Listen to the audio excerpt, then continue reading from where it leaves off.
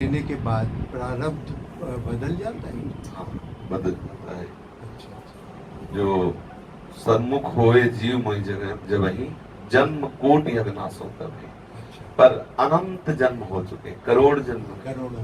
अनंत जन्म हो चुके। जी। जब से सृष्टि हुई तब से आज तक शुभ और अशुभ कर्मों का पूर्ण भंडारा लगा हुआ है। जी जी। अगर हम भोग के काटना चाहें तो करोड़ों अरबों जन्म ले लें तो भी हम नहीं काट सकते। अच्छा। तो भगवान क्या करते हैं, अतिशय कृपा करके जब जीव शरणागत हो जाता है उसके वो जो संचित हैं उनको तो जला के राख कर दिया। जी जी। वो भंडारे में आग लगा दी, जो गोदाम है वो पूरा जल गया। जी अब जिस कर्मों के परिणाम स्वरूप इस शरीर की रचना हुई थी, जी। जी क्योंकि पहले हुई थी ना, जी। पूरा जन्म से लेकर मरण तक का पूरा हिसाब फिट हो चुका है इसका।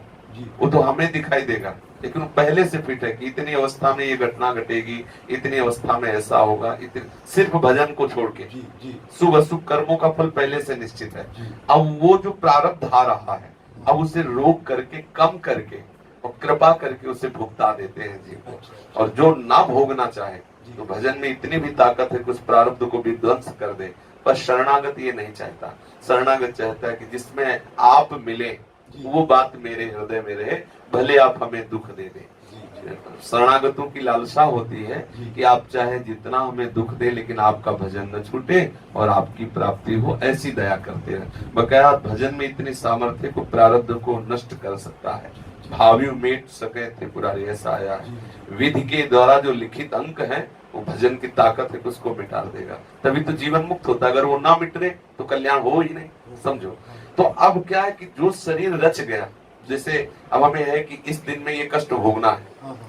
तो हमारी कोई आकांक्षा नहीं कि वो कष्ट हमारे पास ना आवे। अच्छा। आवे कष्ट, लेकिन प्रिया जो आपकी याद न भूले, आप संभाले रहना कि मैं उस कष्ट में डूबकर कहीं आपको भूल न जाऊं, ये मांग रहे थे। तो इसलिए ज्यादा प्रारब्ध की तरफ दृष्टि नहीं रहती, प्रभु से सहज में करके भुगवा देते हैं। जैसे माधोदास बाबा जी जगन्नाथपुरी में थे, एक बार उनको बार बार शौच होने का रोग लगा। तो अब 2-4 शौच के बाद वृद्ध शरीर शिथिल हो गया, तो बार बार शौच किए उसी में पड़े थे। जब होश आया तो देखा कि 14 वर्ष का बालक पीताम्बर बांधे हुए और नई लंगोटियां फैला उनको पहना रहा है, और मल भरी लंगोटी समुद्र से धो धो के टांग रहा है। तो सोचा कुछ गरीब अकिंचन का कौन हो सकता है। तो जब देखा तो कमल नयन, चाहे जितना छुपे आग छुपती थोड़ी है, दूर से समझ गए, अरे मेरे प्रभु जगन्नाथ जी। कहा जय जय, आप मेरी लंगोटी वो भी सोच भरी। अनंत पार्षद भगवान के, अनंत सामर्थ्यशाली भगवान है।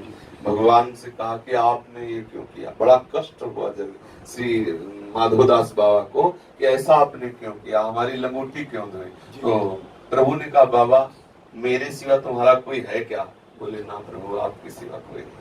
तो बोले फिर कौन सेवा करेगा, मैं ही तो करूंगा।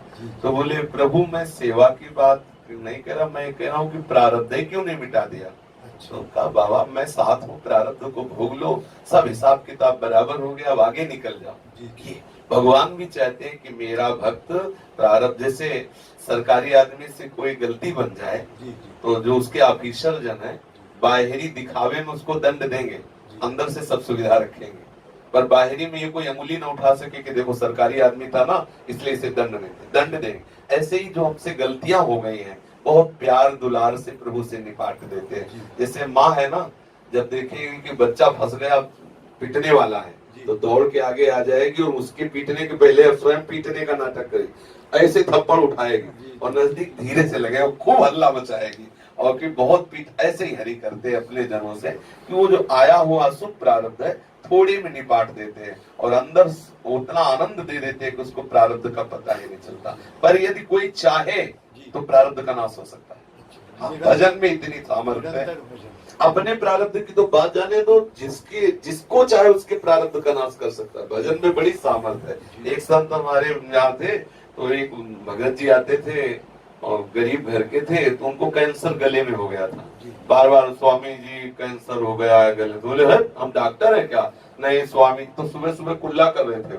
उनका स्वामी जी अब आप कृपा करो कैंसर हो गया, तो ऐसे कुल्ला करते थूक दिया ऊपर, रोज चला आता कैंसर हो गया, कैंसर। भजन में विघ्न पहुंचे, ठीक हो गया कैंसर। वो थूक दिया ऊपर ना, उनका थूक गिरा जा करके तो प्रारब्ध का नाश हो, दूसरे का प्रारब्ध नाश कर दे। भगवान के भक्तों में और भगवान के भजन में अपार सामर्थ्य। पर इस नाशवंत शरीर के लिए हम भजन का प्रयोग करें, ये तो छूटेगा, आज नहीं तो कल।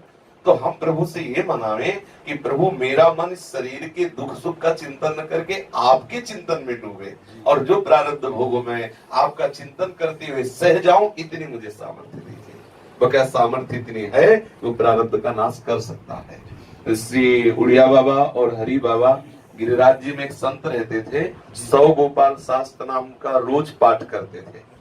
तो उनको लकवा मार गया, पैरालिस कहते हैं ऐसे। तो बाबा गए मिलने के लिए, उड़िया बाबा और हरि बाबा। तब उनसे कहा कि बाबा यदि आप संकल्प कर लो तो सारी सृष्टि का लकवा ठीक हो जाए, और आप खुद अपना लकवा ठीक नहीं करते। तब उन्होंने कहा कि बाबा क्यों मजाक करते हो, ब्रह्मास्त्र का प्रयोग मच्छर मारने के लिए नहीं किया जाता, भगवान नाम का प्रयोग इस तुच्छ शरीर के लिए नहीं नहीं नहीं। ये है भक्ति का एक प्रभाव, शरीर से संबंध खत्म हो गया, अभी अपना भोग ले।